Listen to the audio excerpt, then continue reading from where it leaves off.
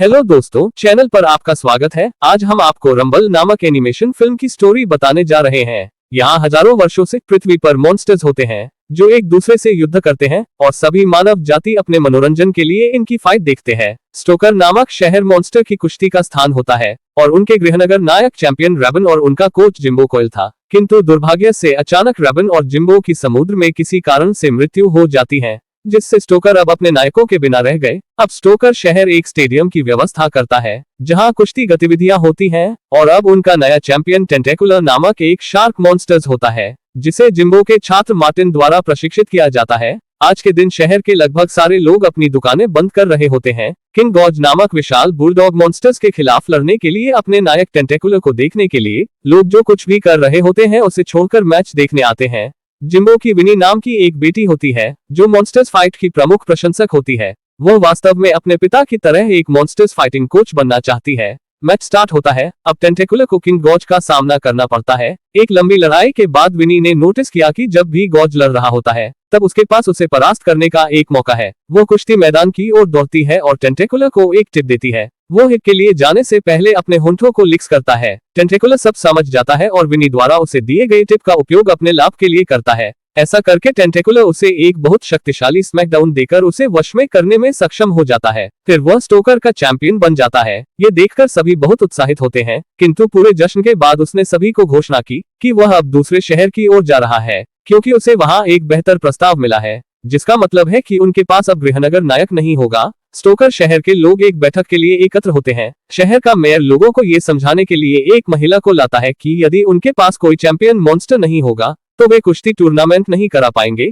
इसका मतलब है कि वे स्टेडियम को अपने पास नहीं रख सकते क्योंकि इससे उन्हें पैसों का नुकसान होगा। टिमोथी ब्रेड के नाम से जाना जाने वाला एक धनी व्यक्ति स्टेडियम को नष्ट करके यहाँ कार पार्क बनाना चाहता है। अब ऐसा लगता है कि हर कोई हार मान रहा होता है, जिसमें विनी की मां मैगी भी शामिल है। केवल विनी जो अभी भी प्रेरित होती है, वह एक नए चैंपियन या एक नया स्टेडियम खोजने की कोशिश कर रही होती है क्योंकि इस स्टेडियम को कुछ ही दिनों में ध्वस्त कर दिया जाएगा। मैगी विनी से कहती है कि वह इन सभी परेशानियों में न पड़े, किंतु इसके बजाय विनी पिट्समोर नामक शहर की यात्रा करती है जहां उन्होंने अपने मॉन्स्टर चैंपियन को खोया था। यहाँ एक परित्यक्त गोदाम में अवैध मॉन्स्टर लड़ाई आयोजित होती है। विनी विभिन्न प्रकार के कुशल मॉन्स्टर पहलवानों को अपने साथ शामिल होने के लिए मनाना शुरू करती है, किंतु सभी उस पर हंसने लगते हैं। बाद में विनी स्टीव को देखती है जो रेबन का बेटा होता है। दोनों उस समय छोटे थे। वह भूमिगत कुश्ती मैचों में भी शामिल होता है जहां उसे हर रात लड़ते हुए हारते रहना पड़ता है।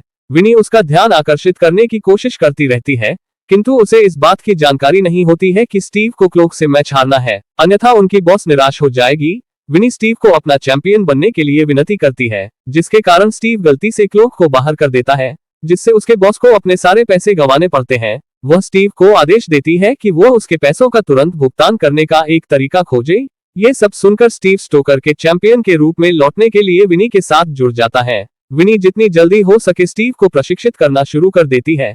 जैसे ही वे जिम में प्रवेश करते हैं, स्टीव को अपने पिता द्वारा कुश्ती के बजाय नृत्य के प्रति अपने प्यार को हतोत्साहित करने की यादें आने लगती है। वह मैच होने तक कोई भी वास्तविक प्रशिक्षण लेने से असहमत होता है।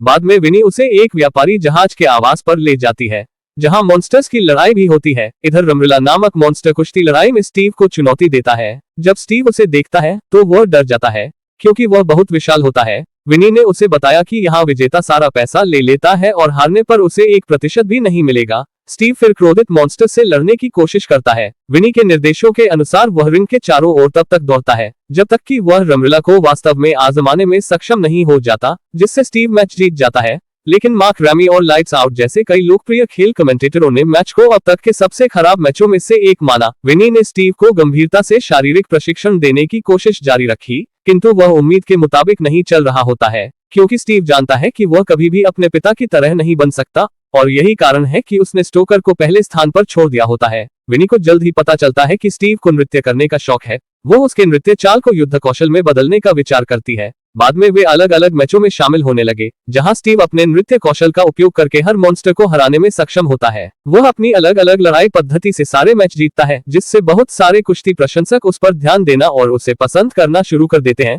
विनी किंग गॉज और स्टीव का मैच आयोजित करने की कोशिश करती है, किंतु उसे पता चलता है कि मेयर और काउंसिल वुमन जिम माथी को स्टेडियम देने की तैयारी कर रहे होते हैं। दरअसल टेंटेकुलर ही वह मॉन्स्टर होता है जिसने स्टेडियम को खरीदने की योजना बनाई थी, क्योंकि उसका मानना है कि रेबन के बाद लोगों ने उसे सर्वश्रेष्ठ के रूप में देखा है। स्टेडियम को नष्ट करने से रेबन की विरासत नष्ट हो जाएगी और लोग उसके बारे में भूल जाएंगे। इधर स्टीव पिट्समोर लौटता है और लेडी मेहेम का बकाया पैसा लौटा देता है, जो अपनी अधूरी नौकरी पर वापस लौटने के लिए तैयार थी। किंतु जब स्टीव ने अपना लॉकर खोला और कहा कि उसकी और उसके पिता की एक साथ अच्छा समय बिताई हुई तस्वीरें हैं, तो वह विनी को खोजने के लिए जल्दी से स्टोकर लौट आया।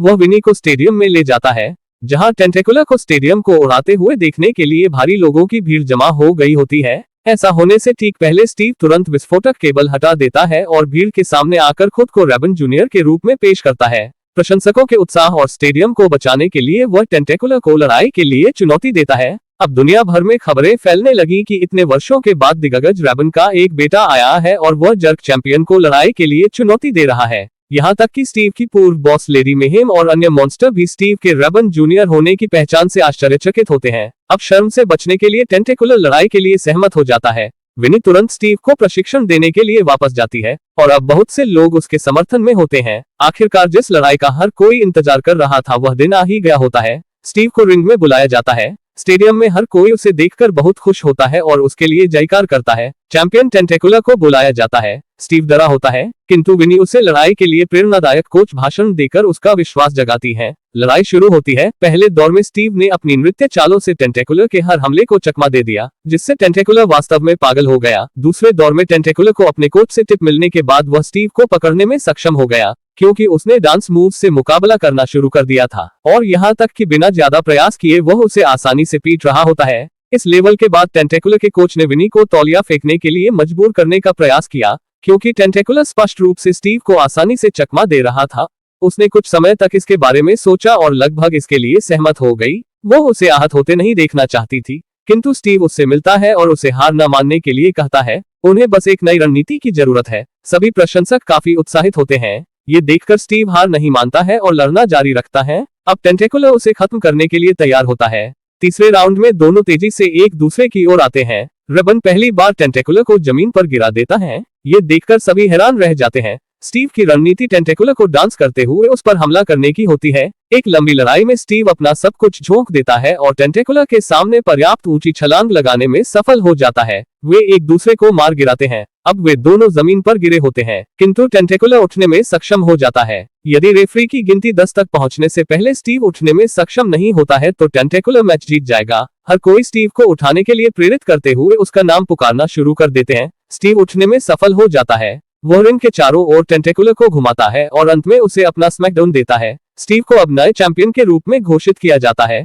टेंटेकुलर का कोच विनी और सीजर को उसके पिता की तरह एक महान कोच होने के लिए बधाई देता है। पूरी भीड़ वास्तव में खुश हो जाती है, क्योंकि स्टीव अब स्टोकर का नया चैंपियन होता है। स्टेडियम को बचा लिया जाता है। हर कोई डांस पार्टी के साथ जश्न मनाता है। इसी के साथ फिल्म यही समाप्त होती है। यदि आपको ये स्टोरी अच्छी लगी तो कृपया हमारे चैनल मूवीफ्लिक्स 33 को सब्सक्राइब करें। धन्यवाद।